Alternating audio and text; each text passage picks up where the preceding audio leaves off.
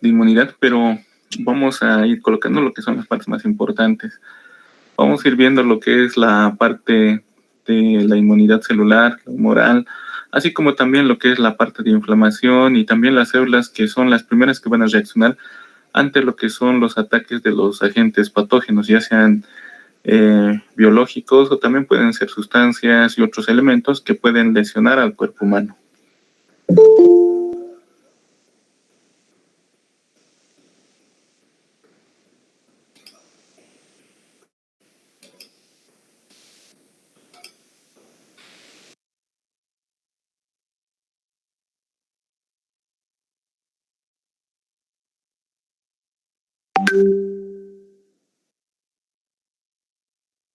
Empezamos generando una definición de inmunidad.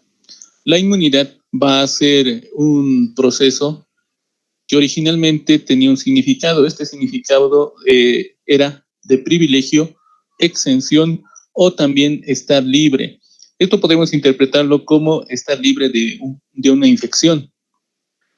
Por tanto, el organismo va a tener esta propiedad. Es un estado en el cual el organismo impide lo que es contraer enfermedades.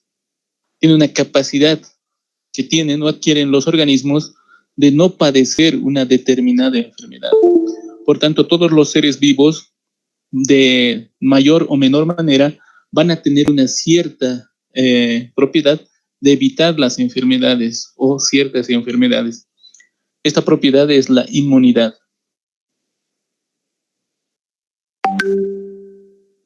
Primeramente, vamos a recordar la clasificación de la inmunidad. La inmunidad podía ser innata, llamada también inespecífica, debido a que este tipo de inmunidad va a atacar a todo tipo de microorganismo o sustancia tóxica o elemento patógeno de la misma manera. No va a diferenciar lo que es el tipo de agente patógeno. Es innata debido a que las personas ya nacen con este tipo de inmunidad. Dentro de lo que es la inmunidad innata se va a encontrar la fagocitosis o a los fagocitos. Se tiene lo que son las secreciones ácidas corporales, se tiene lo que son las barreras corporales como la piel y las mucosas, y también se tienen los elementos circulantes, los cuales pueden ser lisosimas, polipéptidos básicos, complejo de complemento, linfocitos asesinos naturales o llamados NK. Por otro lado tenemos la inmunidad adquirida, llamada también específica. Este tipo de inmunidad no se la adquiere desde el nacimiento, sino se va desarrollando y madurando a lo largo de los meses y años siguientes, y se denomina adquirida porque para poder generar este tipo de inmunidad, el cuerpo humano tiene que tener contacto con ciertos antígenos para ir procesándolos y también ir modulando lo que es la antigenicidad contra las células corporales, a lo que se llama tolerancia. Este tipo de inmunidad va a estar formado a su vez por lo que es la inmunidad celular, mediada por lo que son los linfocitos T, y la inmunidad humoral, mediada por los linfocitos B. El proceso por el cual se van generando nuevos leucocitos se denomina leucopoiesis. Esta leucopoiesis va a suceder en la médula ósea roja de los huesos. Nos indica en lo que es la epífisis principalmente de los huesos largos y también lo que es la médula de los huesos esponjosos. Existe dentro de estos huesos unos compartimientos que se denominan compartimientos hematopoyéticos. Estos compartimientos hematopoyéticos tienen la característica de obtener a las células madres pluripotenciales en su interior. Y dentro de estas células madre pluripotenciales se van a ir diferenciando islotes de células hematopoyéticas. Estos islotes van generando células leucocitarias, las cuales van migrando por poros de migración transitorios. Entonces, una vez que se van formando estas células, van saliendo de estos islotes hacia lo que es la circulación por estos poros de migración. Existen, por tanto, unas células madre y también otras células adyacentes que tienen otra función, que no es la leucopoiesis. Dentro de otras células se tienen macrófagos, células reticulares y adipocitos, que se encuentran también en este lugar. Vemos aquí la imagen de lo que es la leucopoiesis. Tenemos primeramente lo que es el mieloblasto. Este mieloblasto va a dar origen a varias líneas celulares. Dentro de estas tenemos el promielocito, tenemos también el megacariocito, el cual va a dar origen posteriormente a lo que son las plaquetas. El promielocito a su vez va a dar origen a lo que es el metamielocito neutrófilo. Luego también a lo que es el mielocito eosinófilo. Y finalmente al mielocito basófilo. El metamielocito neutrófilo va a dar origen a lo que es el metamielocito neutrófilo joven, posteriormente al metamielocito neutrófilo de tipo callado. Entonces, esta célula que es llamado el callado es lo que también se observa en lo que son los reportes de laboratorio. Y finalmente va a dar origen al neutrófilo polimorfo nuclear, que sería la forma adulta de esta línea celular. Por otra parte, el mielocito eosinófilo va a diferenciarse posteriormente en el metamielocito eosinófilo. Y este posteriormente va a diferenciarse en el eosinófilo polimorfo nuclear. Y este, como ustedes pueden ver, va a tener una coloración más hacia el lado rojizo o una coloración acidófila. Por otro lado, tenemos lo que es el mielocito basófilo. Este mielocito basófilo va a dar origen a lo que es el basófilo polimorfo nuclear, que va a tener una coloración más azulada o un poco más a lo que es el guindo azulado. Por otro lado, tenemos otras líneas celulares donde se tiene, por ejemplo, el monoblasto, el cual va a ir diferenciándose posteriormente hasta dar origen al monocito. También tenemos lo que es la línea de diferenciación de los linfocitos. Estos linfocitos van a partir a partir de esa célula que es el linfoblasto, el cual va a dar origen a los prolinfocitos. Posteriormente va a dar origen a lo que es el prolinfocito y posteriormente al linfocito T. Luego se va a dar origen a lo que es el prolinfocito B, que se diferencia en el linfocito B. Y este posteriormente va a evolucionar o va a madurar a lo que es el plasmocito, llamado también célula plasmática. Y también tenemos, por otra parte, a las células natural killer o asesinos naturales, que es una línea de diferenciación especial de lo que son los linfocitos. Cuando uno estudia lo que son los leucocitos, el laboratorio va a informar sobre la cantidad de leucocitos mediante la llamada fórmula leucocitaria. Esta fórmula leucocitaria puede ser relativa o puede ser absoluta. Cuando se indica que es relativa, esto quiere decir que se da el porcentaje de leucocitos. En cambio, el valor absoluto indica la cantidad de leucocitos por ml de sangre. Dentro de los valores relativos se tiene, por ejemplo, lo que son los neutrófilos. Estos neutrófilos, llamados también polimorfonucleares neutrófilos, son las células que tienen mayor cantidad, ya que están en un 62% dentro de la fórmula leucocitaria. Su valor absoluto está alrededor de los 4.340 leucocitos por ml. Con lo que respecta a los eosinófilos polimorfonucleares, estos están alrededor del 2,3%, que es aproximadamente 161 leucocitos eosinófilos. Los basófilos tienen un porcentaje del 0,4%, que quiere decir que son 28 basófilos por ml. Los monocitos tienen una cantidad de 5,3%, que equivale a 371 monocitos por ml de sangre. Luego tenemos los linfocitos, que son los segundos leucocitos que tienen mayor concentración. Están alrededor del 30%. Y esto corresponde a 2.100 linfocitos por ml. En total, se tiene aproximadamente unos 7.000 leucocitos por cada ml de sangre. Su valor, pero, se encuentra entre un rango de 5.000 a 10.000. Si estos van aumentando, entonces se tiene una leucocitosis. Todos estos leucocitos no son células que viven para siempre. tienen un ciclo de vida. Con lo que respecta a los granulocitos, que esto querría decir a lo que son los neutrófilos, eosinófilos y los basófilos, estos pueden estar alrededor de 4 a 8 horas en lo que es la circulación y posteriormente pueden vivir de 4 a 5 días en los tejidos a los que van llegando. Con lo que respecta a los monocitos, estos están de 10 a 20 horas en la sangre, posteriormente se dirigen a un tejido para poder madurar hacia lo que son los macrófagos tisulares y pueden vivir durante meses, incluso años, como macrófagos tisulares. Los linfocitos viven semanas o pueden vivir meses, incluso años, en ciertos casos, en lo que son los nódulos linfáticos y también circulando y llegando hacia los tejidos. Las plaquetas tienen una vida más corta, ellas se van sustituyendo cada 10 días.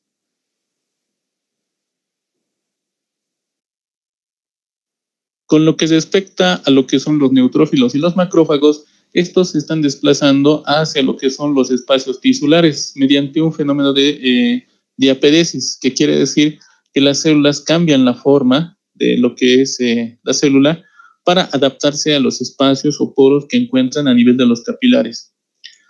Estos posteriormente se van a movilizar mediante un movimiento llamado ameboideo, que tiene una velocidad de 40 micrómetros por minuto. La movilización de los neutrófilos y los macrófagos principalmente se realiza cuando existe una gran cantidad de sustancias químicas que se producen durante la inflamación. Entonces, ese movimiento se denomina quimiotaxis, que es la atracción que tienen los leucocitos a ciertos compuestos en las zonas inflamadas. Estos compuestos pueden ser, por ejemplo, toxinas de las bacterias o los virus, productos degenerativos de células que han sufrido un traumatismo, un trauma, una lesión, también productos de complemento que se han activado en contacto con microorganismos. Entonces, en la imagen tenemos justamente una fuente de quimiotaxis, que son todas estas sustancias que se producen durante la inflamación. Esto va a atraer a lo que son los leucocitos hacia el punto donde se está generando estas sustancias químicas. Entonces, ellas van a ir atravesando lo que son los poros de los capilares mediante lo que es la diapedesis y posteriormente mediante movimientos ameboideos van a llegar a lo que es la fuente de la quimiotaxia. Una de las funciones del sistema inmunológico es la fagocitosis. Esta fagocitosis se define como la ingestión celular del agente ofensivo. Esto se realiza gracias a que los agentes patógenos tienen superficies rugosas, no tienen cubiertas protectoras, que generalmente son proteínas, y muchas de ellas están en combinación con anticuerpos o también con otros elementos como la fracción C3 del complemento, generando lo que es la opsonización. Dentro de las células que pueden generar la fagocitosis se tienen los neutrófilos, los cuales proyectan un pseudópodo hacia el agente patógeno, van a generar posteriormente lo que es la vesícula fagocítica, o llamado también fagosoma, y mediante este proceso puede engullir de 3 a 20 bacterias, posterior a lo cual el neutrófilo va a sufrir un proceso de apoptosis y muere. Los macrófagos son otros fagocitos que pueden fagocitar hasta 100 bacterias, y esto se debe al gran tamaño que tienen. Pueden fagocitar células enteras como ser los eritrocitos, o también como parásitos, o parásitos intracelulares, como por ejemplo lo que son los géneros Plasmodium que infectan a los eritrocitos. Posteriormente, estos macrófagos también tienen la capacidad de extruir o de expulsar los productos residuales, por tanto pueden seguir fagocitando y no sufren un proceso de apoptosis como lo que son los neutrófilos, a menos que sufran daños en su integridad. Vemos en la imagen como una bacteria va a ser fagocitada por un macrófago, entonces la bacteria no es directamente engullida, sino tiene que unirse a los llamados receptores de los fagocitos. Posteriormente se generan los pseudópodos, los cuales van envolviendo a lo que es el microorganismo, lo va engullendo. Entonces, eso se debe, nos dice, a la presencia de anticuerpos de tipo IgG. Posteriormente se forma el fagosoma dentro de lo que es el fagocito, y este va a ser atacado también por enzimas lisosómicas para empezar a destruirlo. Una vez fagocitada un elemento o formado lo que es el fagosoma, este va a unirse a lo que son los lisosomas. Estos lisosomas tienen gránulos citoplasmáticos que entran en contacto con el fagosoma.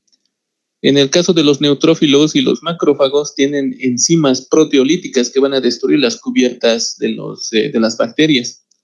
Y además, en el caso de los macrófagos, tienen lipasas para destruir también lo que son los lípidos de la membrana. Aparte, usan otro tipo de sustancias llamadas bactericidas. Entre lo que son estas células, los fagocitos pueden generar lo que son las especies reactivas del oxígeno, como ser, por ejemplo, el superóxido, tenemos el peróxido de hidrógeno y también los iones hidroxilo, que son letales para las bacterias y otros agentes patógenos. Y esto se debe a que tienen sustancias oxidantes que provienen de un organelo que es el peroxisoma. En el caso de los macrófagos tienen también lo que es la mieloperoxidasa, la cual va a generar el hipoclorito, que es un agente también bactericida eficaz contra los microorganismos a los cuales va a ir fagocitando. Vemos aquí, por ejemplo, cuál es la acción de los radicales libres, o principalmente llamados las especies reactivas de oxígeno. Estas especies reactivas de oxígeno, que son el superóxido, peróxido de hidrógeno y también los iones de hidroxilo, tienen la capacidad de quitar un electrón a las moléculas con las que tienen contacto. Entonces, gracias a esto van desnaturalizando lo que son lípidos, carbohidratos y proteínas de las bacterias. El cuerpo humano no sufre un daño directo sobre lo que son sus células y otros tejidos, gracias a que el organismo tiene los llamados antioxidantes, los cuales donan electrones perdidos a las células y otros tejidos que han sido atacados por radicales libres. Estos antioxidantes principalmente se encuentran dentro de los alimentos, entonces son los vegetales los que nos proveen de este tipo de compuestos para proteger nuestros tejidos y células de la acción de los radicales libres. Las células fagocíticas van a también formar parte de un sistema que es el sistema retículo endotelial, que nos indica que es una combinación de monocitos, macrófagos móviles, macrófagos tisulares fijos en los tejidos y algunas pocas células endoteliales, que son células especializadas, que se han generado en la médula ósea, vaso o ganglios linfáticos, los cuales tienen una capacidad de poder ir eliminando a lo que son los agentes patógenos.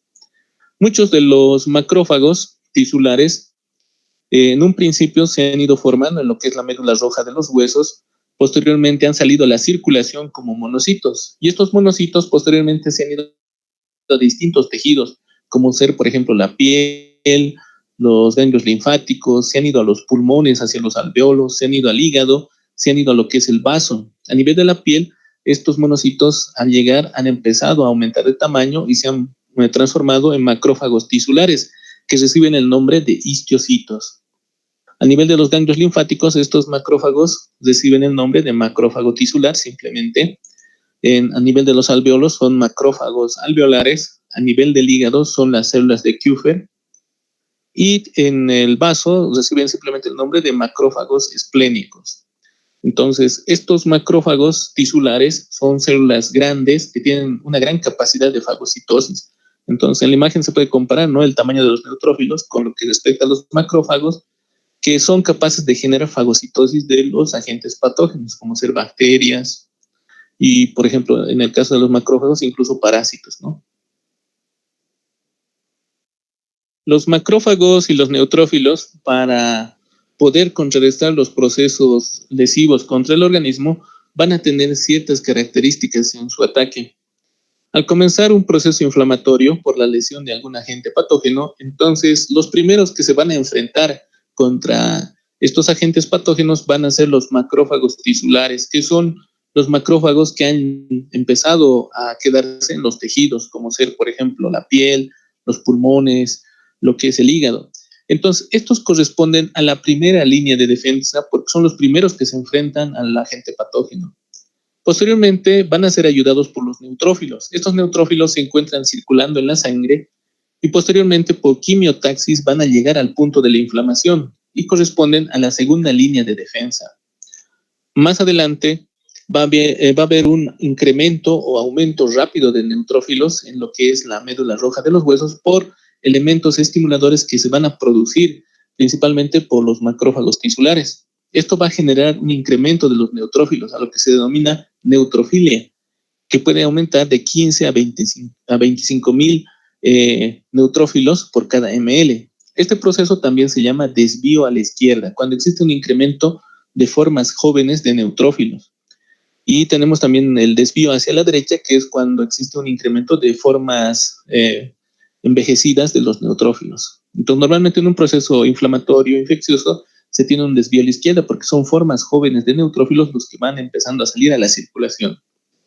Posterior a este incremento se va a tener una segunda llegada de macrófagos, pero estos no van a llegar como macrófagos como tal, sino van a llegar como monocitos, que son las formas circulantes de estas células. Estos monocitos corresponden a la tercera línea de defensa, que van a llegar también por quimiotaxis al lugar de la inflamación. Estos monocitos necesitan por lo menos 8 horas para madurar y transformarse en lo que son macrófagos. Por tanto, su efecto no es inmediato. Más adelante va a aumentar también la producción de granulocitos y también de monocitos.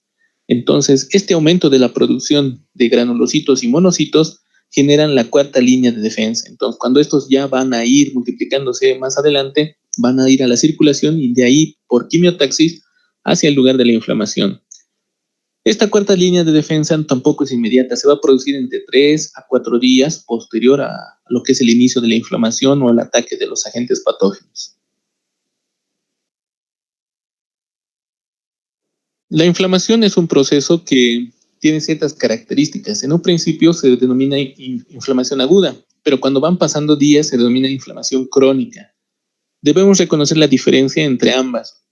Nos indica que el inicio en la inflamación aguda es rápido, en cuestión de minutos, inclusive solamente horas. En cambio, en la crónica es lenta. El proceso inflamatorio tarda días. El infiltrado celular que se encuentra en la aguda es neutrófilos, porque son los primeros que van llegando a lo que es el punto de inflamación. En cambio, en una crónica ya llegan monocitos que van transformándose en macrófagos y también incluso los linfocitos. La lesión tisular o fibrosis generalmente es leve y con una resolución espontánea en el caso de la inflamación aguda. En la inflamación crónica a menudo es grave y es progresiva. Va a dejar mucho tejido fibroso. En cuanto respecta a los signos locales y sistémicos, la inflamación aguda tiene unos signos muy pronunciados, muy fuertes.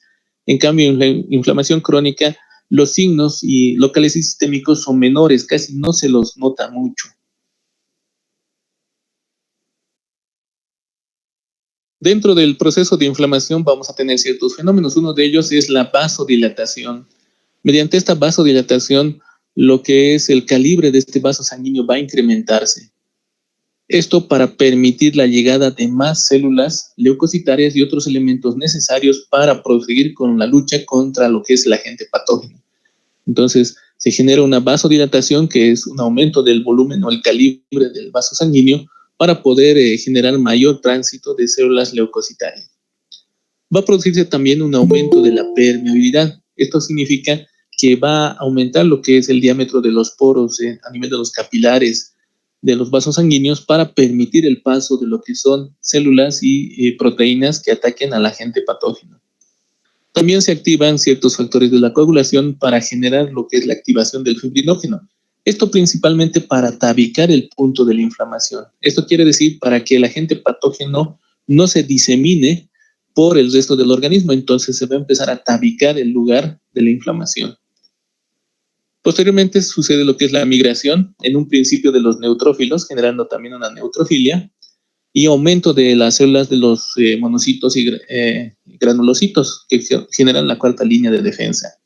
El lugar de la inflamación, por la salida de líquido, leucocitos, plasma sanguíneo, va a empezar a aumentar de volumen, a lo que se denomina la tumefacción. También se van a liberar muchas citocinas inflamatorias, como ser la histamina, bradicina, serotonina, prostaglandinas, también lo que es las proteínas del sistema de complemento y también linfocinas. En la imagen vemos cómo se genera este proceso. Tenemos por una parte lo que es el macrófago tisular, el cual se enfrenta, porque es la primera línea de defensa, con lo que son los microorganismos o agentes patógenos. Cuando empieza lo que es la lucha o la pelea del macrófago con los agentes patógenos, se van a empezar a liberar por parte de este macrófago sustancias que son mediadores de la inflamación. Estos mediadores de la inflamación son justamente el factor de necrosis tumoral, la interleucina 1, el factor estimulante de colonias de granulocitos monocitos, lo que es el factor estimulante de colonias de granulocitos y también factor estimulante de colonias de monocitos. Esto se dirige a la circulación y como son factores estimulantes van a ir hacia la médula ósea para estimular el aumento de los granulocitos y los monocitos, para que estos vayan si es que la inflamación no cede o si es que el agente patógeno persiste. A su vez, todos estos elementos también son elementos quimiotácticos que van a atraer a más leucocitos hacia el punto de inflamación. Las células endoteliales no van a quedar al margen de todo este proceso, entonces estas células endoteliales van a empezar a expresar unas proteínas en su superficie que son las selectinas. Esto para atraer a lo que son los leucocitos. Los leucocitos no tienen ojos, por tanto, se van a guiar por lo que son estas proteínas de las células endoteliales, así como también proteínas o sustancias quimiotácticas que van produciéndose por parte de lo que es el macrófago. Estas células, que pueden ser monocitos o neutrófilos, entonces van a tener, por una parte, lo que son las integrinas, que tienen estado de baja afinidad, y también las glucoproteínas llamadas Sialyl-Lewis X modificada, que son otras proteínas que le sirven para fijarse a lo que es las selectinas del endotelio. Por tanto, se produce un primer fenómeno en lo que es el lugar de la inflamación, que es la marginación. En la marginación, los leucocitos se van a adherir o van a acercarse a la pared endotelial del vaso sanguíneo para poder frenar lo que es la velocidad de circulación. Posteriormente a la marginación viene lo que es el rodamiento. El rodamiento hace que los leucocitos vayan hacia el lugar donde está sucediendo el proceso inflamatorio. Esto también mediado por lo que son las quimiosinas o todo lo que son las sustancias quimiotácticas que atraen a lo que es el leucocito. Aprovechando también lo que es la aparición de otro tipo de selectina, que va a ser la selectina E. Estas selectinas, tanto la P como la E, van a anclar a lo que son los leucocitos. Estos leucocitos que se van anclando por estas glucoproteínas de tipo sialil o también integrinas, entonces dejan de moverse y van a quedarse en un punto fijo en lo que es la pared endotelial. Entonces se van a formar ya integrinas de alta afinidad para que éstas se unan a estas selectinas que se van formando. Entonces el leucocito se queda en este punto para generar el siguiente proceso, que va a ser la diapedesis. Vemos entonces en la imagen cómo se está generando la diapedesis. Esta diapedesis es una transformación que sufre el leucocito para poder atravesar los poros endoteliales o los espacios que se forman en lo que es la pared vascular para poder llegar hacia el intersticio donde está sucediendo la lucha entre el macrófago y los agentes patógenos. Para esta diapedesis se necesitan unas proteínas que son los PECAM. Entonces, estas proteínas PECAM facilitan lo que es el movimiento, la movilización o diapedesis de lo que son los leucocitos al intersticio. Una vez que el leucocito ha llegado al intersticio, entonces, mediante lo que son las quimiosinas, va a llegar hacia lo que es el punto donde está sucediendo la inflamación o el punto donde los agentes patógenos están generando la lesión del tejido intersticial. Una vez que llegan ahí, entonces comienzan a ayudar a los macrófagos tisulares a combatir a los agentes patógenos. Para poder reconocer un proceso inflamatorio, existen los signos cardinales de la inflamación. Estos signos cardinales de la inflamación son, uno, el calor, que es el aumento de la temperatura local en el lugar de la inflamación o de la lesión. Esto se debe, uno, al proceso de vasodilatación local que existe, y también al aumento del metabolismo celular que existe en el lugar de la inflamación. El siguiente signo es el rubor, que es la coloración rojiza o eridematosa del lugar de la inflamación. En un punto donde está sufriendo un proceso inflamatorio, se torna más rojo que el resto del tejido.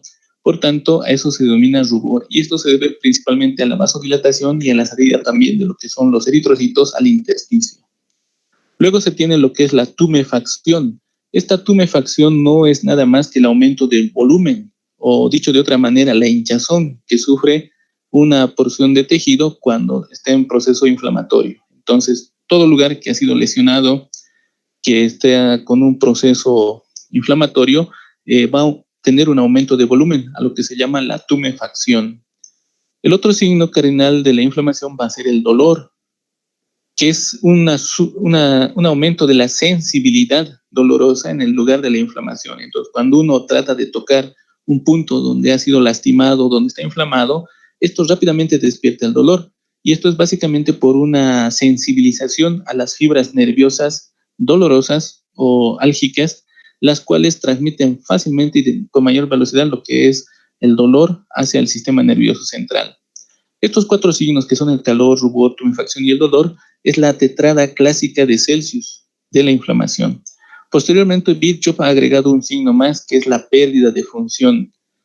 Y con esto se han formado los 5 signos cardinales de la inflamación. La pérdida de función nos indica que un tejido inflamado ya no va a tener la función normal. Por ejemplo, si se lesiona, por ejemplo, la articulación del codo, la inflamación que se presenta impide lo que son los movimientos de flexión y extensión de la articulación del codo. Lo mismo, si se inflama el peritoneo, esto va a generar un ileo o una parálisis del tránsito intestinal. Entonces, a eso se denomina pérdida de función. Posteriormente, durante el proceso de la inflamación y la lucha que se genera entre lo que son los leucocitos y los agentes patógenos, se va a generar un elemento que es el pus. Entonces, los neutrófilos y macrófagos, finalmente, cuando van agotando lo que son sus enzimas, todo lo que es su capacidad de fagocitosis, van a entrar en un proceso de muerte por apoptosis. Entonces, finalmente fallecen.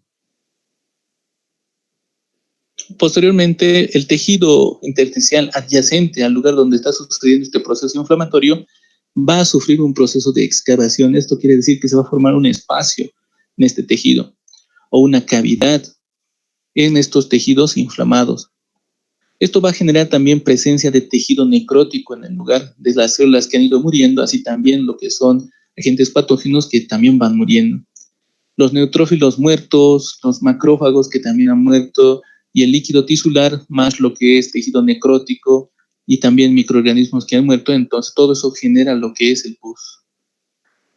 Estos productos no es ni que se van automizando, esto quiere decir que van perdiendo la forma, la estructura física normal, y posteriormente van a ser absorbidos por lo que son los tejidos y también por lo que es la linfa, que va a empezar a drenar. En la imagen tenemos cómo entonces el macrófago que se activa va a generar los factores de necrosis tumoral, interleucinas, factores estimulantes de colonias de granulocitos y monocitos, que van a dirigirse mediante la circulación a lo que es la médula ósea, para que éste empiece a producir lo que son monocitos y macrófagos.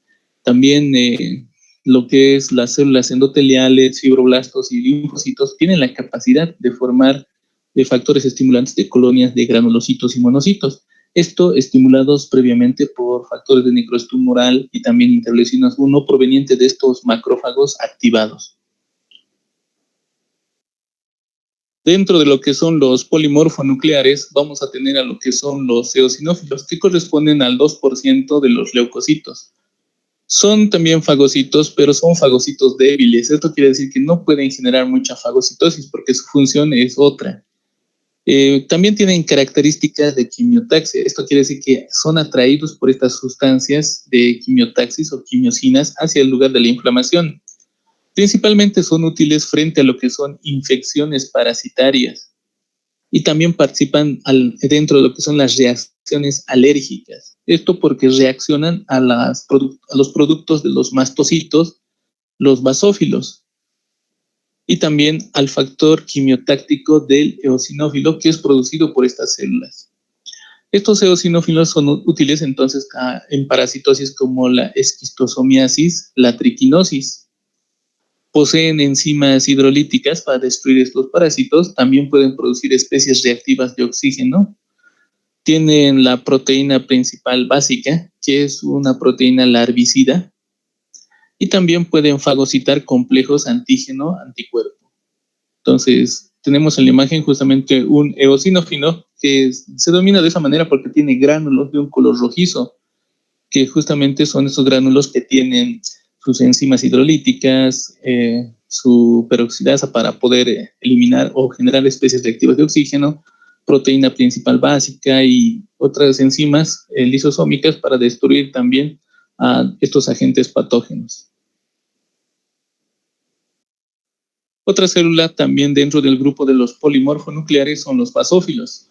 Estos basófilos son muy parecidos, extremadamente parecidos a lo que son los mastocitos tisulares. Van a liberar principalmente heparina, histamina, que es muy importante porque es un agente que está relacionado a lo que es la alergia, la bradicinina y la serotonina. Participa en las reacciones alérgicas y esto se debe a que esta célula es sensible a la inmunoglobulina E. La inmunoglobulina E es producida por lo que son las células plasmáticas y esta se une justamente a los basófilos y también a lo que son los mastocitos. Y una vez que se ha unido a estas células, entonces genera la rotura del mastocito o del basófilo y mediante esto la liberación de histamina, que es una sustancia que participa en lo que son las alergias. A su vez que también se liberan lo que es la serotonina, la heparina, sustancias de reacción lenta a la anafilaxia y también enzimas lisosómicas. Estos basófilos entonces reciben ese nombre porque tienen gránulos en su interior de un color azulado. Dentro de lo que son las alteraciones de los leucocitos tenemos la disminución que se denomina leucopenia. Esto sucede cuando el recuento de leucocitos va bajando por debajo de 4.000 leucocitos por ml de sangre. Esta leucopenia puede deberse a una aplasia medular. Esto quiere decir una lesión de la médula ósea roja de los huesos. Y esto se puede producir por irradiación con rayos X de forma intensa, también irradiación con rayos gamma, también ciertos medicamentos o fármacos o sustancias que tengan dentro de su estructura lo que es el benceno o el antraceno. Ciertos medicamentos como el cloranfenicol, tiuracilo y barbitúricos también pueden lesionar a las células madre y estos pueden generar aplasia medular. Tenemos también un incremento de lo que es el recuento de leucocitos. Esto se llama leucocitosis y al aumento exagerado se denomina leucemias. Las leucemias ya es una producción descontrolada de leucocitos y esto básicamente es el cáncer de los leucocitos. Esta leucemia puede ser una leucemia linfocítica cuando las células que van aumentando de cantidad se encuentran a nivel de los ganglios linfáticos. Entonces, principalmente son los linfocitos T y B los que son afectados. Puede ser también una leucemia mieloide, en el cual se afecta la médula ósea y son los leucocitos que se producen en la médula ósea los que van multiplicándose de forma descontrolada. Entonces serían los granulocitos y también los monocitos. Posteriormente, estas células cancerígenas pueden extenderse inclusive a lo que son los ganglios linfáticos, en lo que es el vaso y lo que es el hígado. La leucemia, dependiendo del tipo de célula que incrementa, puede ser una leucemia neutrófila, una leucemia eosinófila, basófila o monocítica. Y pueden durar años, de 10 a 20 años, teniéndose una leucemia mieloide crónica. El incremento normal de los leucocitos durante la infección recibe el nombre de leucocitosis. Entonces, esta leucocitosis no debe sobrepasar los 20.000 leucocitos por ml de sangre, porque este valor por encima de 20.000 es más cercano a las leucemias. Los efectos que se pueden dar por estas leucemias son metástasis a otros tejidos, infecciones graves que se pueden presentar, y esto aclarando se debe a que los leucocitos que se van produciendo por este proceso cancerígeno no son leucocitos maduros ni son leucocitos funcionantes, son células cancerígenas que no tienen función inmunitaria, por tanto, estas van reemplazando los leucocitos normales y esto genera un aumento en las infecciones en estas personas que tienen este tipo de leucemias. También por destrucción de las células madre hematopoieticas se genera una anemia grave. Por destrucción y reemplazo de los trombocitos se van generando hemorragias, trombocitopenias y depleción de nutrientes. Esto quiere decir agotamiento de nutrientes como ser vitaminas, carbohidratos, proteínas, lípidos, porque las células cancerígenas están absorbiendo todos estos nutrientes para la multiplicación y esto genera una emaciación en el paciente y posteriormente la muerte.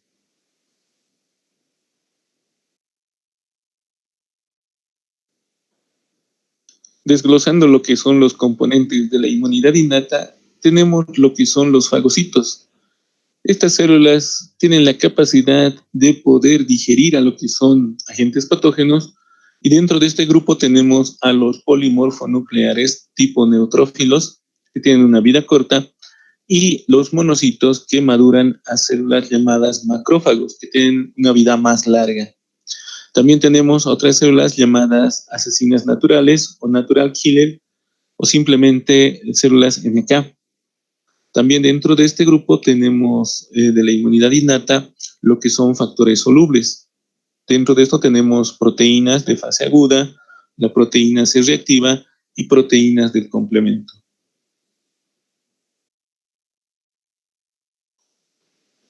Dentro de lo que es la inmunidad, por tanto, tenemos este procedimiento que es una endocitosis, que se conoce como fagocitosis. Esto ocurre gracias a que existe un reconocimiento, unión y englobamiento seguido de la destrucción y degradación del agente patógeno. Como podemos ver en la imagen, tenemos un microorganismo, el cual primeramente debe ser reconocido por sus antígenos de superficie, debe unirse a los receptores del macrófago, posteriormente este es englobado, destruido y posteriormente degradado para sacar lo que son sus antígenos. Y estos antígenos se va a utilizar para poder activar a lo que son las células del sistema inmune específico, que son el linfocito B y el linfocito T, gracias a un proceso que se denomina presentación de antígenos. Para la destrucción y degradación se utilizan lo que son enzimas lisosómicas, y para poder eliminar al microorganismo se utilizan lo que son las especies reactivas de oxígeno, mediante un proceso que se denomina estallido respiratorio. También puede generar productos derivados del óxido nítrico. Otro componente de la inmunidad es el sistema de complemento. El sistema de complemento está formado por 20 proteínas, pero de las cuales 11 son las más importantes. Estas 11 proteínas van desde la C1 hasta la C9, más las proteínas B y la proteína D. Ahora, el sistema de complemento no solamente pertenece a la inmunidad innata, sino también pertenece parte a lo que es el sistema de inmunidad adquirido. Nos indica que la ruta de activación alternativa pertenece a la inmunidad innata y la ruta de activación clásica pertenece a la inmunidad adquirida, porque requiere la interacción del antígeno-anticuerpo para activar a la proteína C1 del complemento.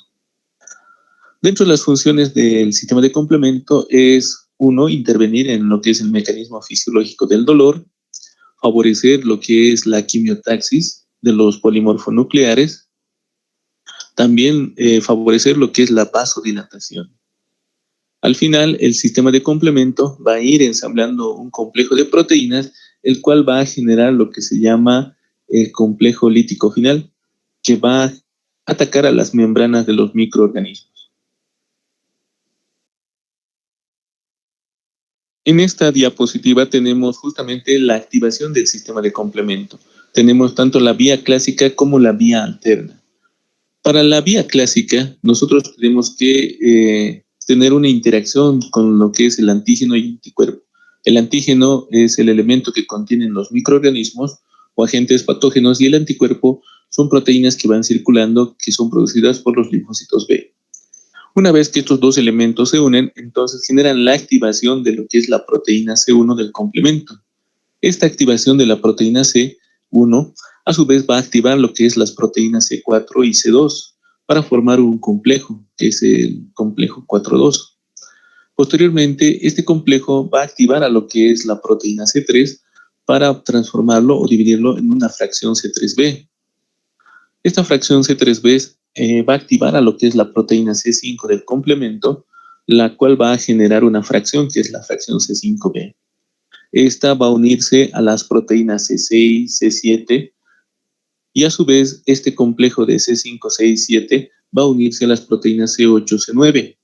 La unión de todas estas proteínas, que es la fracción 5b, la proteína 6, 7, 8, 9 del complemento, va a formar lo que es el complejo de ataque a la membrana y va a generar la lisis de los microorganismos o células atacadas. Las fracciones del complemento que se han ido formando mediante esta cascada de activación, a su vez van a tener otro tipo de funciones, como ser oxorización, activación de otras células y también la quimiotaxis. Otra vía de activación de la cascada del complemento es por la vía innata o que pertenece al sistema inmune innata. Y esto simplemente requiere la interacción de los microorganismos con las proteínas B y D. Esta interacción va a generar también la activación de lo que es la proteína C3 del complemento.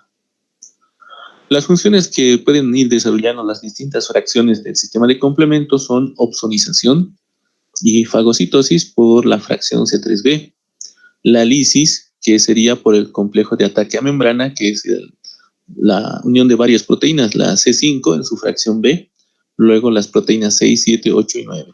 También generan procesos de aglutinación, neutralización viral, quimiotaxia, la C5A, la fracción C5A, la activación de mastocitos y basófilos, que estaría a cargo de la fracción C3A, C4A, C5A, que también ayudan a la liberación de histamina, heparina y son también participantes de fenómenos de alergia. Luego tenemos los fenómenos de inflamación por aumento de flujo, filtración, coagulación de proteínas. Otro componente del sistema de inmunidad innato son las células llamadas NK. Las células natural killer o células NK son una tercera población de linfocitos. Pertenecen al sistema inmune innato, provienen de la médula ósea y se encuentran en la sangre, tejidos linfáticos, especialmente en el vaso. Morfológicamente son muy parecidos a los linfocitos, solo que son más grandes y presentan gránulos de secreción citoplasmático. Su principal función es la citotoxicidad y la secreción de citocinas. Estas se van a activar con el contacto de células sensibles o células blanco. Por tanto, las células NK tienen una característica que es ir buscando a lo que son células infectadas, células tumorales, y para esto van a aprovechar lo que son los antígenos de superficie. Una vez que detectan una célula infectada por virus o células cancerígenas, entonces los eliminan. En la tabla podemos ver algunos detalles. Entonces presentan los receptores de activación. Su función es la citotoxicidad natural frente a células tumorales o células infectadas por virus u otros patógenos intracelulares. La citotoxicidad depende de los anticuerpos. Tiene también función secretora, puede generar interferón gamma, interleucina 10, factor de necrosis tumoral alfa y otras citocinas. Entonces su función es la citotoxicidad natural y los fenotipos son en reposo TCRs, pero cuando están activados se vuelven linfocitos CD25, algunos tienen lo que es el CD69, 28, 95L y simplemente 95. La otra división de la inmunidad es la inmunidad adquirida o llamado también adaptativa. Este tipo de inmunidad es extremadamente potente contra lo que son bacterias, virus y toxinas. Esta inmunidad es activada por la presencia de antígenos, que son elementos como ser proteínas, polisacáridos, que tienen un peso molecular de 8000. Estos están agrupados en estructuras llamadas epítopos, que son grupos moleculares repetidos de forma regular. La inmunidad específica se desarrolla a partir del contacto con antígenos, por tanto, si es que no se tiene contacto con antígenos, no se desarrolla este tipo de inmunidad. El desarrollo de la inmunidad específica puede ser natural, que se genera cuando uno se enferma, o puede ser artificial mediante la aplicación de las vacunas. Esta puede clasificarse a su vez según la respuesta en humoral y celular. Tenemos, por tanto, este tipo de clasificación de la inmunidad en inmunidad adaptativa, llamada también adquirida, y la inmunidad innata, la cual ya hemos ido hablando en las anteriores diapositivas. La inmunidad adaptativa, a su vez, puede ser natural y esta puede ser pasiva o activa. Pasiva es materna, cuando la madre le da de lactar al bebé, entonces le está pasando anticuerpos, por tanto es pasiva porque estos anticuerpos no van a permanecer mucho tiempo. O puede ser activa mediante infecciones. Cuando una persona se enferma, entonces está desarrollando su sistema inmunológico para reconocer estos antígenos o estos agentes patógenos. La otra forma de inmunidad adaptativa es la artificial. Esta consiste, uno, por la transferencia de anticuerpos, que puede ser pasiva, mediante la utilización de sueros. Existen lo que son los sueros antiofídicos para lo que son las picaduras de serpiente. También tenemos los sueros contra lo que son toxinas, por ejemplo, el suero antirrábico para lo que es la infección, o el suero antibotulínico para lo que son las toxinas botulínicas. Y la otra es activa mediante la inmunización. Cuando se da una vacuna a un niño o una persona, el sistema inmune va a generar anticuerpos y también una reacción inmunitaria contra los antígenos de esa vacuna, pero realmente no está generándose una infección ni una enfermedad. Lo único que se está haciendo con la vacuna es estimular al sistema inmune. Por eso es de tipo artificial. Dentro de lo que es la inmunidad específica o adquirida, se tienen lo que son los anticuerpos circulantes. Son capaces de atacar a los microorganismos y son parte de lo que es la inmunidad humoral o dependiente del linfocito B. El otro tipo de inmunidad adquirida se consigue mediante lo que son los linfocitos T activados. Estos se van a activar en lo que son ganglios linfáticos, destruyen microorganismos extraños y se llama inmunidad celular o inmunidad del linfocito T. Por tanto, tenemos estas dos células que participan dentro de la inmunidad adquirida, el linfocito B y el linfocito T. El linfocito NK vimos que es parte de la inmunidad innata. La inmunidad adquirida no aparece hasta después de la invasión de un microorganismo o la presencia de una toxina. Cada toxina o microorganismo contiene proteínas grandes o polisacáridos y ellos son capaces de iniciar la inmunidad adquirida. Esta sustancia se llama antígeno y estos son capaces de generar anticuerpos. Estos antígenos deben tener una masa molecular de al menos 8000 daltons para poder despertar lo que es la respuesta inmunitaria. Estos grupos moleculares repetidos de forma regular reciben el nombre de epítopos. Tenemos, por tanto, aquí en la imagen una inmunoglobulina o llamado también anticuerpo, el cual tiene la capacidad de unirse a lo que son los antígenos. Estos antígenos van a tener grupos de polisacáridos o proteínas repetidas llamadas epítopos, los cuales se adaptan a lo que son los extremos del anticuerpo llamados parátopos. Las personas sin linfocitos no pueden desarrollar ningún tipo de inmunidad adquirida porque estos son necesarios para este tipo de inmunidad. Los linfocitos se van a localizar en distintos puntos, como ser ganglios linfáticos, el vaso, la submucosa digestiva, el timo, la médula ósea. Cuando los microorganismos ingresan a los líquidos tisulares y después a los vasos linfáticos y de ahí van pasando a los ganglios linfáticos, van a tener contacto con estos linfocitos, los cuales se van a activar ante la presencia de estos microorganismos. También lo que son los tejidos linfáticos tienen la capacidad de interceptar sustancias antigénicas. Los linfocitos T, que son parte de la inmunidad celular, y los linfocitos B, que son parte de la inmunidad humoral, pueden activarse con la presencia de estos antígenos. Estos linfocitos van a derivar de células precursoras hematopoyéticas pluripotenciales, que a su vez dan origen a células progenitoras linfoides comunes, que a su vez van a dar origen a los linfocitos.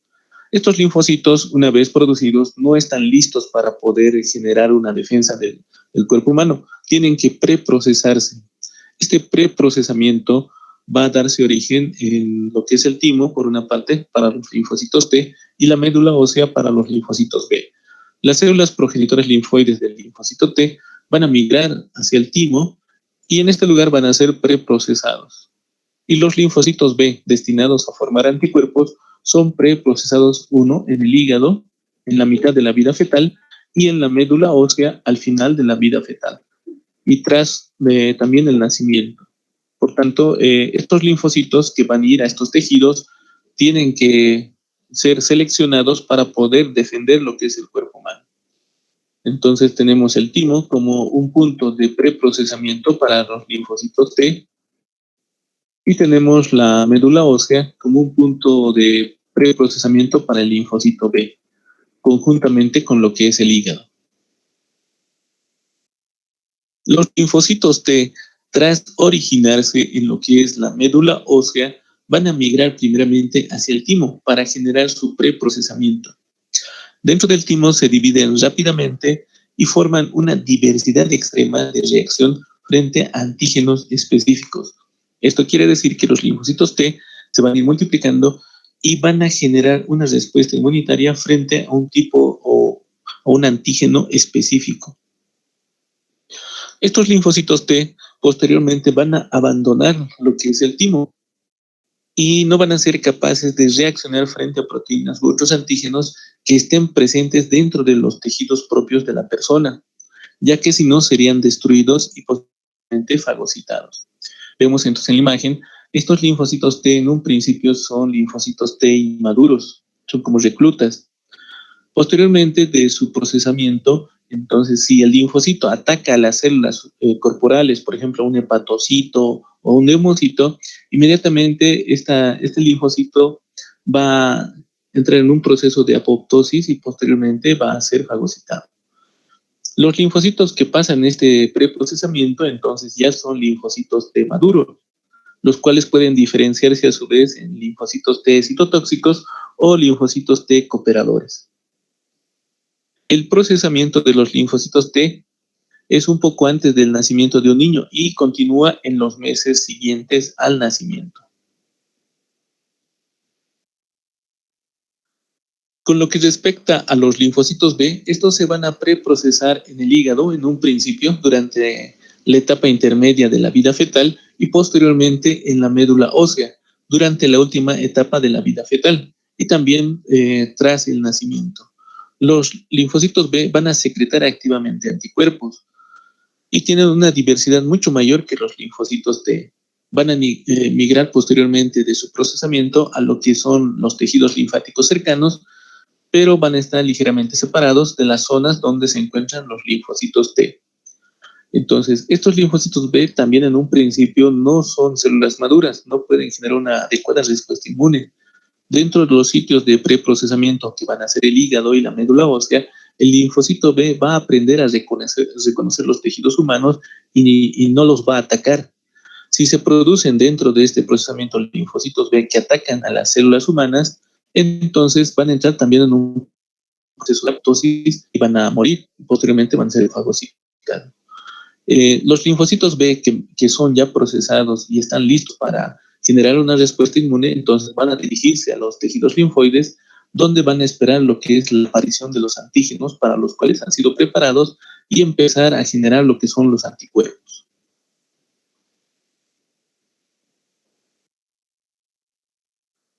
Los linfocitos que ya se han procesado y ahora se encuentran en los tejidos linfoides, entonces cuando tengan contacto con un antígeno, estos van a generar los clones de linfocitos.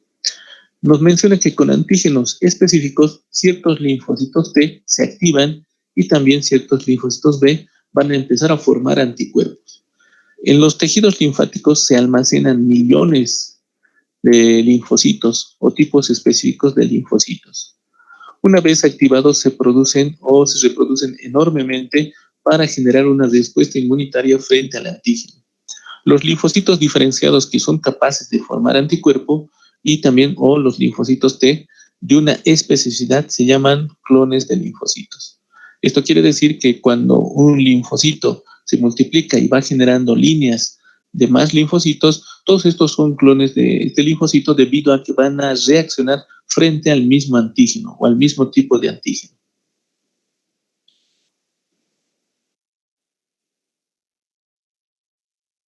Durante la formación de los linfocitos se van codificando millones de diferentes anticuerpos y linfocitos T. Esto es gracias a que existen segmentos de genes que durante el preprocesamiento de estos linfocitos T y B se van mezclando entre sí de forma aleatoria para formar genes completos. Por tanto, cada linfocito T y linfocito B funcional que se forma al final de lo que es este procesamiento va a tener una estructura genética que codifica solamente con una especificidad antígena. Por tanto, los linfocitos que se van a formar al final van a atacar solamente a un tipo de antígeno. En la imagen podemos ver la diferencia entre lo que son los linfocitos y también algunas células del sistema innato. Por ejemplo, los granulocitos, si bien pueden atacar a todos los tipos de microorganismos o agentes patógenos, muchas veces no logran eliminarlos completamente y algunos sobreviven. En cambio, los linfocitos, que son del sistema específico, atacan solamente a un tipo de microorganismo, pero lo atacan tan fuertemente que terminan erradicando todo tipo de restos o rastros de este microorganismo. Nos mencionan que cada clon de linfocitos es reactivo a un tipo de antígeno, o pueden ser varios, pero que sean similares. El linfocito B presenta en su superficie, en la membrana, unos 100.000 o unas 100.000 moléculas de anticuerpo que reaccionan con especificidad muy alta, con un solo tipo de antígeno. Esto iniciado tras un proceso de activación. El linfocito T presenta proteínas receptoras de superficie o marcadores del linfocito T que también son muy específicos de un antígeno. Por tanto, tenemos aquí, por ejemplo, un linfocito T. Este linfocito T tiene una propiedad que es la tolerancia. No va a atacar a las células sanas del cuerpo, pero sí va a atacar a lo que son bacterias, lo que son virus y también células, pero que han sido infectadas por virus o células tumorales. En esta diapositiva se muestra lo que es la interacción del sistema innato y el sistema específico. Los macrófagos pertenecen al sistema inmune innato. Van a encontrarse junto a los linfocitos, tanto en los sinusoides de los ganglios linfáticos como también en el vaso. Estos macrófagos tienen una función muy importante que es la presentación del antígeno. Y esto se realiza gracias a que los macrófagos generan fagocitosis de microorganismos. Entonces, esto se observa en la imagen. Posteriormente se van a ir liberando antígenos en el citosol de este fagocito y van a ir pasando a la superficie de la célula. En este punto, el fagocito va a tener un contacto con las células o células linfocitarias. Mediante este contacto va a activar lo que son los clones linfocitarios específicos. Entonces, el fagocito va a ir mostrando los antígenos a diferentes linfocitos hasta encontrar un linfocito que reaccione o se active frente a este tipo de antígeno. El fagocito también tiene la función de secretar lo que es la interleucina 1, que va a aumentar el crecimiento, reproducción de los linfocitos específicos. La mayoría de antígenos activa linfocitos T y B de forma simultánea. Dentro de esto también es importante la activación de los linfocitos T colaboradores, que se llaman también linfocitos T helper o linfocitos TSD4, para que estos empiecen a secretar lo que son las linfocinas. Los linfocitos B, una vez que se activan, van a formar clones de linfocitos B. Estos pueden permanecer latentes en el tejido linfático o pueden empezar a diferenciarse a células plasmáticas. Nos menciona que en un principio, luego de la presentación del antígeno por parte de los fagocitos o macrófagos a los linfocitos B y T cercanos, estos empiezan a activarse. Los linfocitos T colaboradores van a activar también a su vez a los linfocitos B. Por tanto, los linfocitos B en un principio pueden activarse por la presentación de antígenos de los macrófagos y también por activación por los linfocitos T colaboradores. El linfocito B va a aumentar en un principio su tamaño, transformándose en un linfoblasto.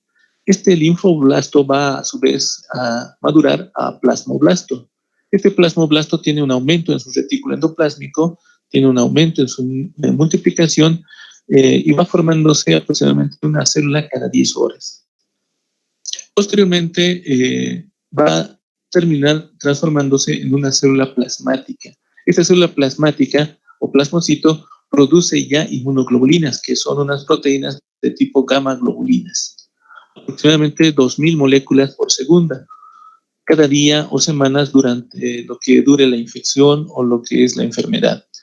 Cada linfocito B está programado genéticamente para sintetizar un solo tipo de anticuerpo. Esto quiere decir que va a generar anticuerpos contra un antígeno determinado. También nos indica que cada linfocito B se multiplica y diferencia hasta dar un clon de células plasmáticas mediante un proceso que se llama selección y expansión clonal. Podemos ver entonces el linfocito B en la imagen, cómo debe ensamblar lo que son sus segmentos de genes para tener un gen completo, el cual va a empezar a producir un tipo de anticuerpo. Entonces, estos anticuerpos van a interactuar o van a atacar a un antígeno específico.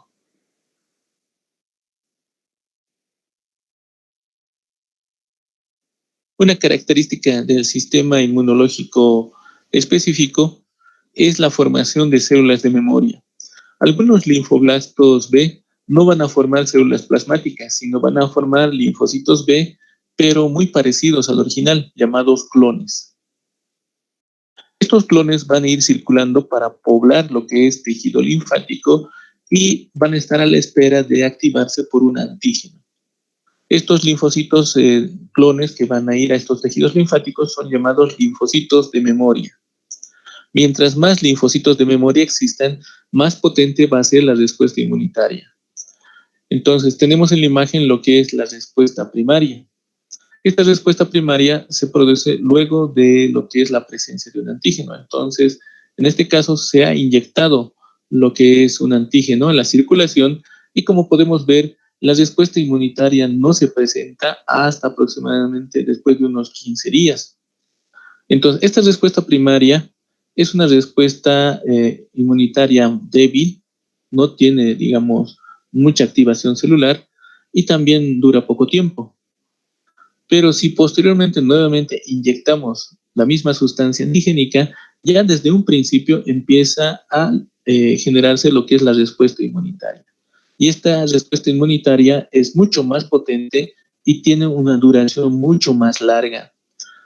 Esta segunda respuesta es llamada respuesta secundaria y es mucho más potente. Por tanto, la respuesta inmunitaria secundaria se produce en menos tiempo, en cuestión de horas, inclusive tiene una elevada potencia de respuesta inmunológica y su duración es mucho mayor, puede ser inclusive de meses la duración.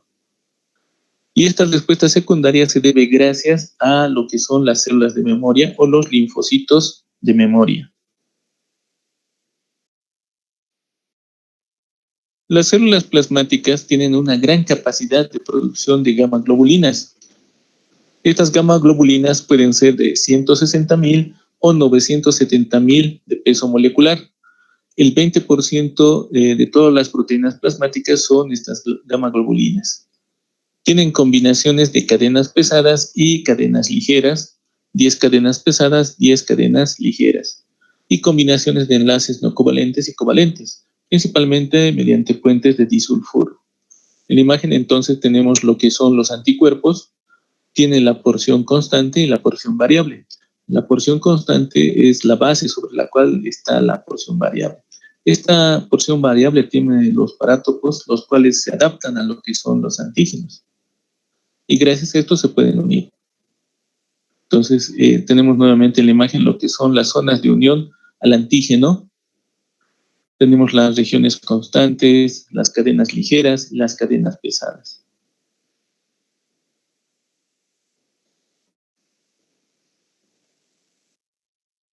Cada tipo de anticuerpo es específico frente a un antígeno en particular.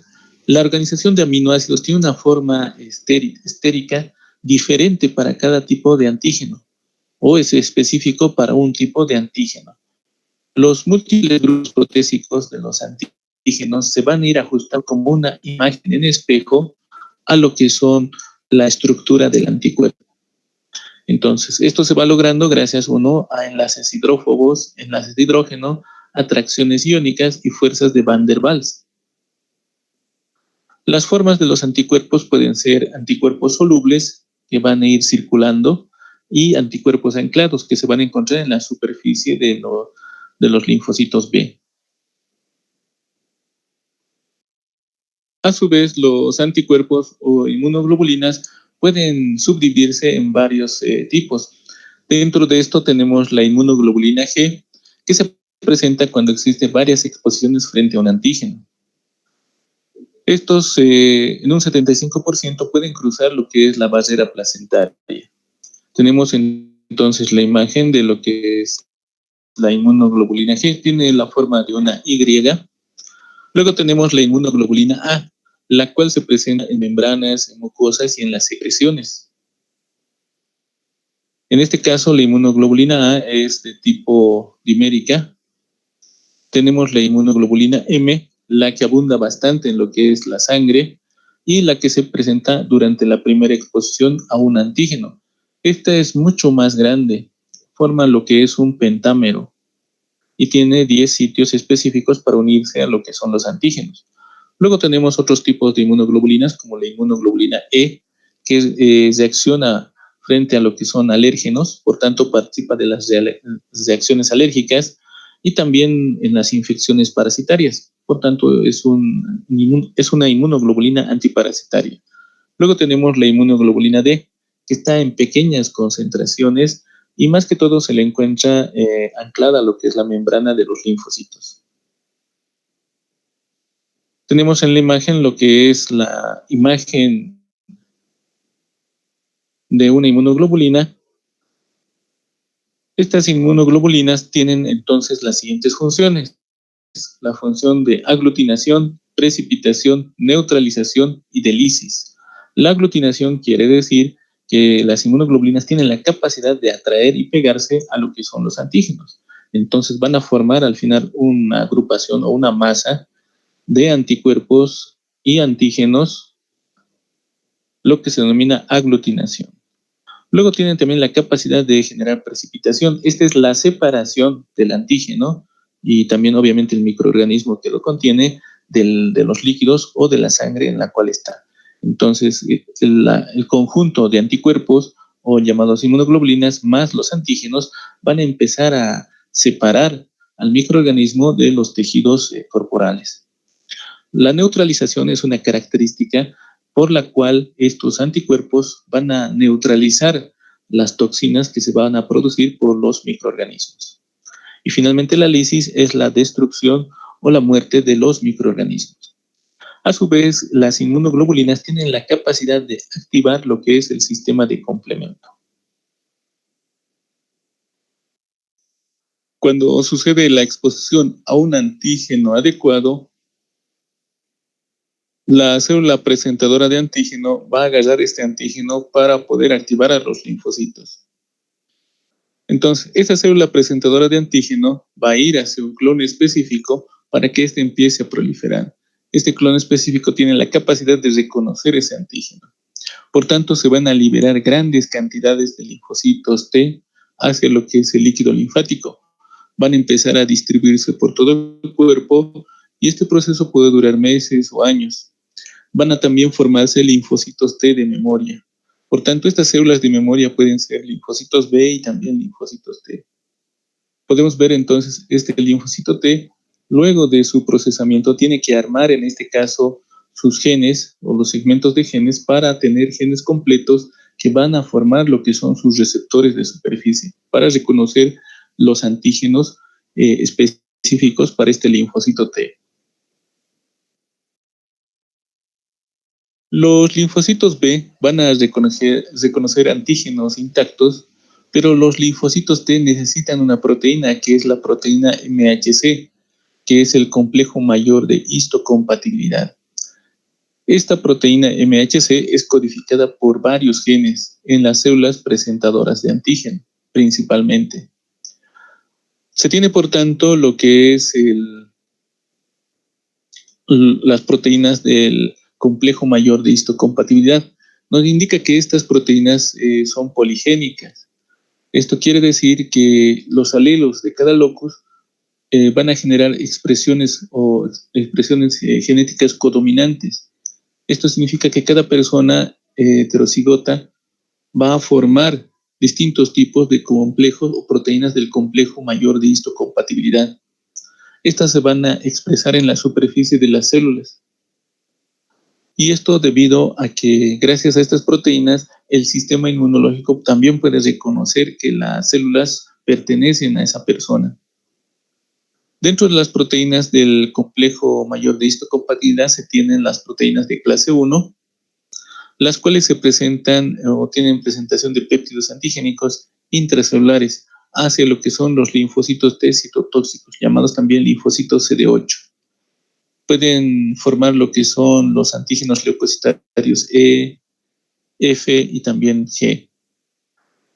Por tanto, cuando una célula es infectada por un virus o por un parásito intracelular, en la superficie de la membrana de esta célula van a empezar a alterarse o perderse lo que son estas proteínas de clase 1. Inmediatamente el linfocito T citotóxico reconoce esa alteración y inmediatamente destruye esa célula infectada. Las proteínas de clase 2 se presentan en las células presentadoras de antígeno, como ser las células dendríticas, los fagocitos como el macrófago y los linfocitos B. Estas células tienen la capacidad de agarrar los antígenos, procesarlos y expresarlos en la superficie de su membrana, encima de una proteína del complejo MHC. Entonces se puede observar, por ejemplo, se tiene lo que es un fagocito, el cual tiene lo que es su proteína MHC, y en esta proteína MHC se encuentra la proteína extraña o el antígeno.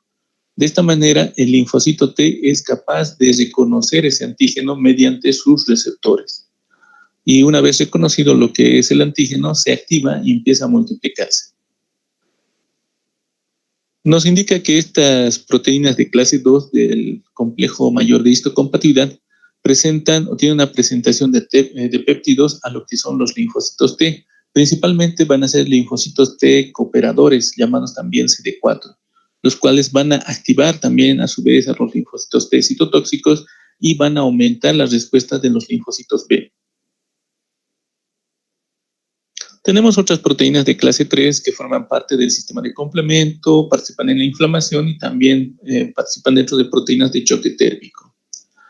Otras características del complejo mayor de histocompatibilidad es que es polimórfico, está formado por distintos segmentos y es codominante. También vemos en la imagen lo que son los de clase 1 y clase 2. Si bien la inmunidad humoral es muy importante dentro de lo que es la inactivación de toxinas y el ataque a agentes patógenos, nos indica que es débil frente a patógenos intracelulares. Esto debido a que lo que son los anticuerpos van a atacar la superficie de lo que son los microorganismos y otros agentes patógenos.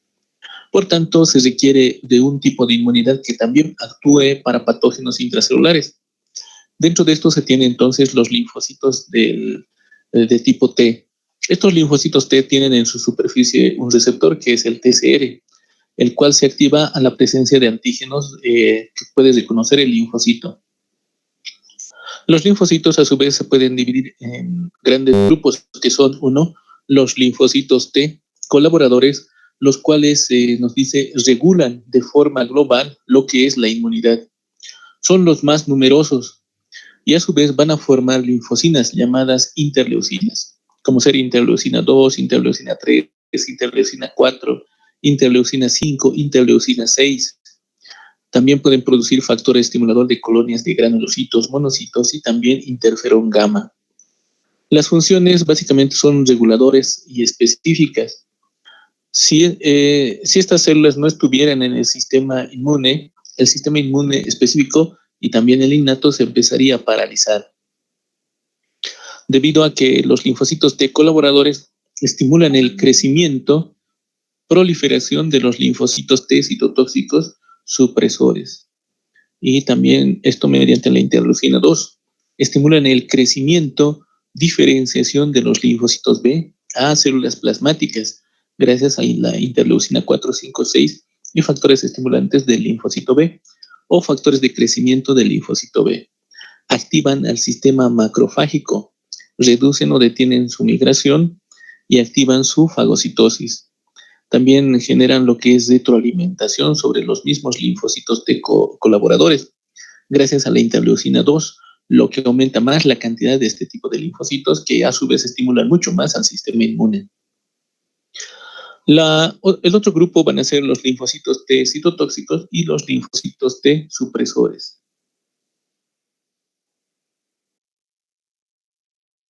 El segundo grupo de linfocitos T son los llamados linfocitos T citotóxicos. Son células de ataque directo contra lo que son microorganismos y también células propias que estén infectadas o que presenten alguna alteración. Esto porque estos linfocitos también son llamados linfocitos citolíticos. Estos linfocitos se unen fuertemente a microorganismos o células con un antígeno específico. Posteriormente, un clon de estos linfocitos T citotóxicos va a dar el llamado beso de la muerte, inyectando sustancias a lo que es el microorganismo o la célula infectada. Uno de estos son las llamadas perforinas, que van a abrir lo que son espacios en la membrana del microorganismo, o la célula posteriormente va a inyectar un líquido citotóxico con muchas enzimas que va a inducir la muerte de esa célula o microorganismo. Estos linfocitos pueden persistir durante meses en los tejidos y son importantes en la destrucción de células cancerosas. También están involucradas en lo que es la destrucción de células trasplantadas, que pueden ser células cardíacas trasplantadas, u otro tipo de células que han sido trasplantadas al organismo o son reconocidos como extrañas para el cuerpo. Van a secretar interferón gamma, interferón 8. En la imagen se puede ver cómo estos linfocitos T citotóxicos se pegan a las células que pueden ser células infectadas por virus o células cancerígenas. Inyectan lo que es la perforina para abrir espacios en su membrana, luego inyectan enzimas citolíticas, las cuales destruyen a este microorganismo o célula infectada. El otro grupo, el tercer grupo de linfocitos, son los linfocitos T supresores. Son capaces de suprimir las funciones de los linfocitos T citotóxicos y los colaboradores. Esto principalmente para evitar reacciones inmunitarias excesivas. Forman parte de los linfocitos T reguladores, conjuntamente con los linfocitos T colaboradores. Pueden intervenir en lo que se llama la tolerancia inmunitaria. Esta tolerancia del sistema inmune se produce en el preprocesamiento en el timo y también en la médula ósea y sirve para evitar la inmunidad frente a los propios tejidos u órganos de la persona. Evita destruir lo que es el propio cuerpo. Mediante la selección clonal durante el preprocesamiento de los linfocitos T en el timo y B en la médula ósea, se va generando esta tolerancia inmunitaria. Entonces, todos los linfocitos B y los linfocitos T que ataquen a las células del propio cuerpo, entonces van a entrar en un proceso de apoptosis para evitar que en un futuro estas células destruyan las células y tejidos del cuerpo humano. Otros linfocitos que también se pueden encontrar son linfocitos Helper 2, que producen interleucinas 4 y 5, Helper 17, que está presente en reacciones alérgicas, linfocitos T de memoria, linfocitos T reguladoras especiales llamadas TREG, células T gamma delta, que son llamados linfocitos intraepiteliales.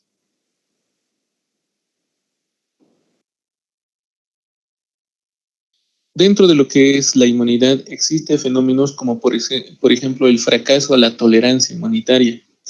Este fracaso de la tolerancia puede producir lo que son las llamadas enfermedades autoinmunitarias. Es más frecuente cuando va envejeciendo la persona y se presenta cuando existe destrucción de ciertos tejidos. Esto va a generar la liberación de autoantígenos, que son en sí antígenos del propio cuerpo que en un principio eran tolerados por el sistema inmune.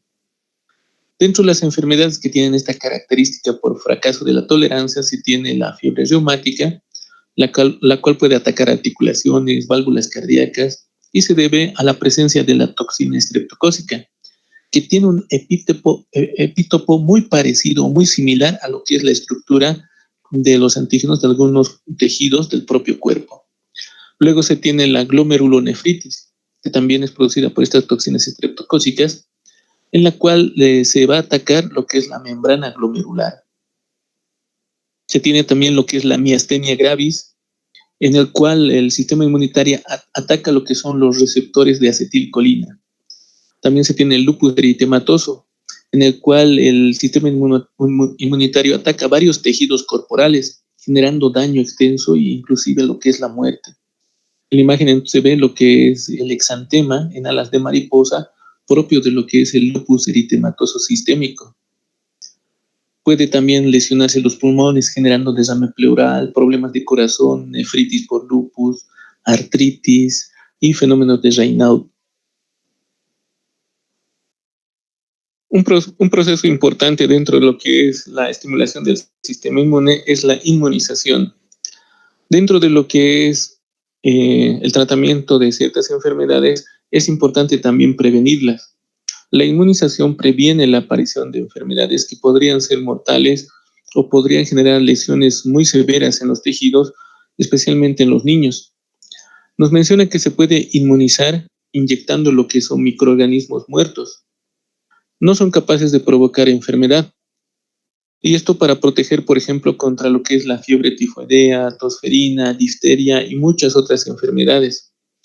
También se pueden inyectar microorganismos atenuados para proteger frente a lo que es la varicela, fiebre amarilla, poliomielitis, sarampión y otras enfermedades víricas. Esto de atenuado nos quiere decir que los microorganismos no han muerto, pero son incapaces de generar una infección. La inmunidad puede entonces alcanzarse frente a toxinas inactivadas, por ejemplo, toxinas del tétano, botulismo y otras. Este proceso de inmunización, por tanto, va a administrar pequeñas cantidades de estos microorganismos, ya sean muertos, atenuados, o pueden ser también toxinas inactivadas, para que el cuerpo humano vaya generando una inmunidad mediante lo que son sus linfocitos T y B frente a estos agentes patógenos. En nuestro país tenemos lo que es el programa ampliado de inmunizaciones, o lo que es llamado también el PAI. Este PAI va a estar compuesto por diferentes vacunas, como por ejemplo lo que es la BCG, pentavalente, antipolio, antineumocócica, antirrotavirus, antiinfluenza estacional, para el sarampión, rubiola y parotiditis, para la fiebre amarilla, papiloma virus humano, difteria tétanos del adulto y antiinfluenza estacional para el adulto mayor. Todas estas vacunas tienen la finalidad de estimular el sistema inmune para generar linfocitos de memoria, ya sean B y T. Y estos linfocitos de memoria van a defender a las personas contra las enfermedades a lo largo de su vida. Otro tipo de inmunidad que se puede generar es la llamada inmunidad pasiva. Esta inmunidad pasiva se puede dar gracias a la administración directa de anticuerpos hacia una persona. Puede darse también infundiendo linfocitos T activados hacia la persona enferma. O puede ser también administrando anticuerpos o linfocitos T de un animal inmunizado frente a un determinado antígeno. Por ejemplo, se utiliza lo que son los sueros antiofídicos o sueros contra lo que es el veneno de las serpientes. Esto se logra, por ejemplo, inyectando pequeñas cantidades de veneno de la serpiente a animales grandes, como por ejemplo los caballos. Estos van a generar anticuerpos contra el veneno de la serpiente y se le extrae lo que es el suero a estos animales, y este suero va a tener una gran cantidad de anticuerpos contra el veneno de la serpiente. Y este suero es el que se administra a las personas cuando son atacadas por las serpientes. También se puede utilizar para la producción de sueros contra otros elementos, como por ejemplo virus. En esta imagen nos indica el desarrollo del suero hiperinmune contra el coronavirus o el COVID-19, justamente inyectando lo que son los virus a estos animales, los cuales por su tamaño no son afectados. Entonces van a generar anticuerpos contra ese microorganismo. Se extrae el suero de la sangre de estos animales y esto se puede aplicar a las personas. El problema de esto es que el suero en sí también puede ser antigénico, es decir, algunas personas pueden generar inmunidad frente a las proteínas que se encuentran en el suero, ya que sería básicamente como un xenotrasplante. Es un animal de una especie diferente y al tener contacto con lo que es las células inmunes de la persona, esta puede despertar una inmunidad frente al propio suero. Entonces puede generarle una reacción anafiláctica. Por eso se debe aplicar con cuidado, ya que algunas personas son sensibles a sueros que son producidos en otros animales. Nos indica que este tipo de tratamiento pueden durar, ¿no?, algunas semanas, entre 2 a 3 semanas. Y los linfocitos T activados pueden durar varias semanas de una persona una vez que se ha activado, o pueden ser de horas o varios días si proceden de animales. Entonces, en nuestro medio lo que se está utilizando, por ejemplo, es el suero hiperinmune del COVID-19, de personas que han sufrido la enfermedad, pero han podido sanarse. Entonces, su suero sanguíneo presenta una gran cantidad de anticuerpos contra el coronavirus, y esto se puede transfundir a personas para superar la enfermedad. Lo malo de este tratamiento es que la inmunidad no dura mucho tiempo, como decía, que puede ser tan solo entre 2 a 3 semanas, posterior a la cual todos los anticuerpos y linfocitos T activos van a ir desapareciendo y se va a perder este tipo de inmunidad pasiva. El sistema inmunitario también puede tener ciertas alteraciones. Estas alteraciones pueden ser, por ejemplo, la alergia e hipersensibilidad. La alergia es un tipo de hipersensibilidad inmunitaria. Hay varios tipos de alergia y también de hipersensibilidades. Por ejemplo, tenemos la alergia causada por los linfocitos T activados. Esta alergia es retardada. Por ejemplo, se puede dar cuando se tiene contacto con ciertas plantas como la hiedra venenosa, que da lugar a la formación de linfocitos T colaboradores y linfocitos T citotóxicos, los cuales se van a activar frente a las toxinas de esta planta. Tras su exposición, entonces, los linfocitos T van a activarse y van a ir difundiendo en gran número a lo que es el tejido adyacente. Van a desencadenar una reacción tipo celular mediada por estos linfocitos T. También van a liberarse muchas sustancias tóxicas de los linfocitos T que se han activado. Va a estimular también la llegada de los macrófagos y generar reacciones alérgicas, pero retardadas, no van a ser inmediatas. Entonces, podemos ver en la imagen cómo los linfocitos T van a empezar a activarse y generar la muerte de las células que están adyacentes al punto de estimulación. Otro tipo de alteraciones se llama la alergia atópica. Este tipo de alergia atópica es una respuesta inhabitual del sistema inmunitario y puede ser transmitida a través de los genes de los padres a los niños o a los hijos. Va a producirse en grandes cantidades anticuerpos de tipo IgE, inmunoglobulina E, en la sangre. Este tipo de inmunoglobulina E se denomina también reaginas o anticuerpos sensibilizantes. Se va a producir una reacción alérgeno-reagina, es decir, alérgeno con lo que es inmunoglobulina E, y esto va a iniciar lo que es la reacción alérgica. Este tipo de reaginas tienen la capacidad de ir y unirse a lo que son los mastocitos y a los basófilos. Por tanto, muchos de estos mastocitos y basófilos van a ir rompiéndose o van a empezar a liberar sustancias como ser la histamina, proteasas, sustancias de reacción lenta de la anafilaxia, que es una mezcla, nos menciona, de leucotrienos tóxicos que van a incrementar la respuesta inmunitaria. También se va a liberar sustancias quimiotácticas de eosinófilos, sustancias quimiotácticas de neutrófilos, heparina y factores activadores de plaquetas. Todo esto al final va a producir una respuesta inmunitaria, va a generar vasodilatación local, atracción de otros eosinófilos y también neutrófilos al lugar de estimulación. Esto también puede generar la contracción del músculo liso local. Por tanto, la presencia de ciertos elementos, como por ejemplo ser el polen, polvo, otras sustancias, van a ir estimulando a las células, por ejemplo, las células B, que se transforman en células plasmáticas y van liberando lo que son las inmunoglobulinas E. Estas van a unirse a los mastocitos y basófilos para que empiecen a liberar histamina y otras sustancias. Una reacción también dentro de las alteraciones del sistema inmunológico es la anafilaxia. Cuando ingresa un alérgeno específico a la circulación, existe una reacción de basófilos sanguíneos y mastocitos adyacentes en los tejidos vecinos. Va a producirse una reacción alérgica generalizada en todo el sistema vascular y en los tejidos asociados, con gran liberación de histamina a la circulación, provocando una vasodilatación generalizada, un aumento en la permeabilidad e inclusive la muerte por shock circulatorio. Esto quiere decir que el volumen de sangre no va a ser el efectivo para poder nutrir y proveer de oxígeno a los tejidos. Para contrarrestar este efecto de la histamina se requiere administrar adrenalina, el cual va a contrarrestar todos estos efectos. También se van a liberar, nos indica, leucotrienos llamados sustancias de reacción lenta a la anafilaxia. Estos pueden producir, por ejemplo, broncoconstricción y reacciones de crisis de tipo asmático. Por tanto, pueden generar también la muerte por asfixia de la persona. En la imagen vemos entonces esta anafilaxia va a generar pérdida de conocimiento, va a generar urticaria, hinchazón de lo que es la lengua, y esto va a dificultar lo que es el proceso de tragar en la persona.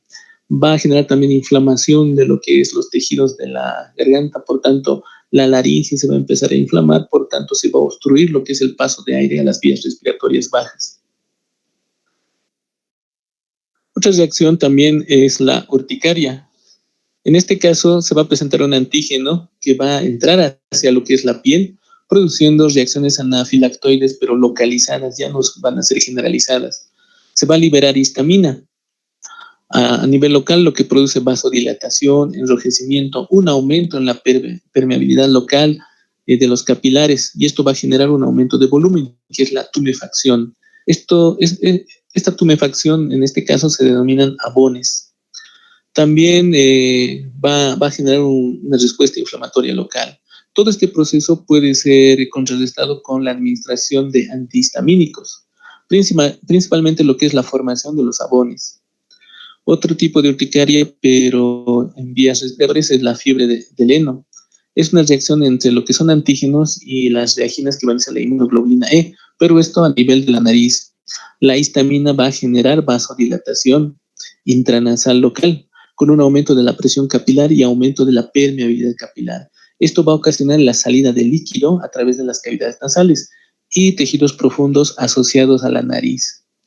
A nivel de la nariz también va a haber una tumefacción y secreción con un síndrome de estornudos. Esto también se puede solucionar con el uso de antihistamínicos. Entonces, como vemos, la reacción inicial es a nivel de la cavidad nasal, con lo que es una gran vasodilatación, aumento de lo que es la permeabilidad, salida de líquido que va a empezar a salir por lo que es el orificio nasal anterior, y también puede afectar tejidos adyacentes, como ser la conjuntiva ocular, en la cual también va a estimularse las glándulas lagrimales que van a empezar a drenar el conducto nasolagrimal y aumentar más la secreción.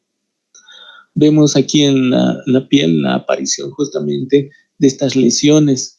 Si nosotros ampliamos la imagen, entonces vemos los abones, que son los procesos de tumefacción que se presentan de manera localizada en el lugar de estimulación. Entonces, estos abones pueden tranquilamente ir desapareciendo con la administración de antihistamínicos.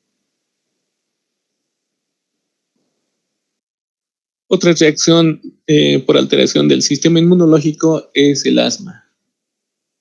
Esta reacción es de tipo alérgeno-reagina, es decir, alérgeno-inmunoglobulina E. Tiene lugar a nivel de los bronquiolos. En este caso, los mastocitos van a empezar a liberar sustancias de reacción lenta a la anafilaxia gracias a esta reacción alérgeno-reagina. Esto va a producir un espasmo a nivel del músculo liso bronquiolar, va a dificultar a lo que es la respiración, a menos de que se vaya eliminando lo que son los productos de reacción alérgica. Entonces, este alérgeno tiene que ir saliendo porque si no va a continuar lo que es la estimulación a los mastocitos. La administración de antihistamínicos en este caso no tiene mucho efecto o es un efecto leve. Por tanto, en el caso del asma se debe utilizar lo que son medicamentos beta-2 agonistas, como por ejemplo el salbutamol. Y también se pueden usar glucocorticoides para disminuir la respuesta inmunitaria frente al alérgeno.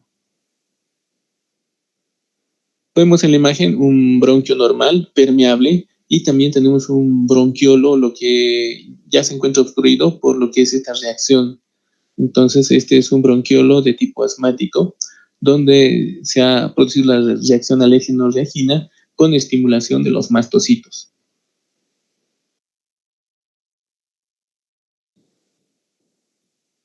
Muy bien. Con esto hemos acabado lo que es el tema. Entonces, yo sé que era un poquito largo y lo hemos acabando un poquito más de tiempo. También con esto he acabado ya con los temas de este segmento. Entonces, ya no tengo más temas para las clases teóricas. Si ustedes quisieran, entonces les puedo pasar los que no tienen todavía, los que no están en el Classroom de teóricas. Ahí lo tengo todos los temas subidos. y también lo que son algunos capítulos de Gayton también están explicados en lo que es las Zoom de teóricas que tengo. Entonces en el chat lo voy a poner para los que deseen el código del Classroom. Ahí pueden ir revisando del primer segmento, del segundo segmento, tercer y cuarto segmento, lo que son los capítulos del texto de Gayton explicados. Entonces, esto para ir repasando para el examen final. No sé si alguien tiene alguna pregunta o algún comentario.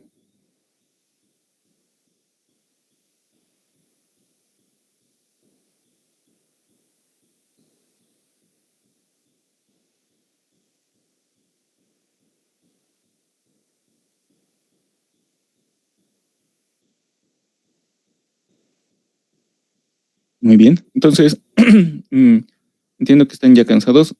Vamos a concluir en este punto.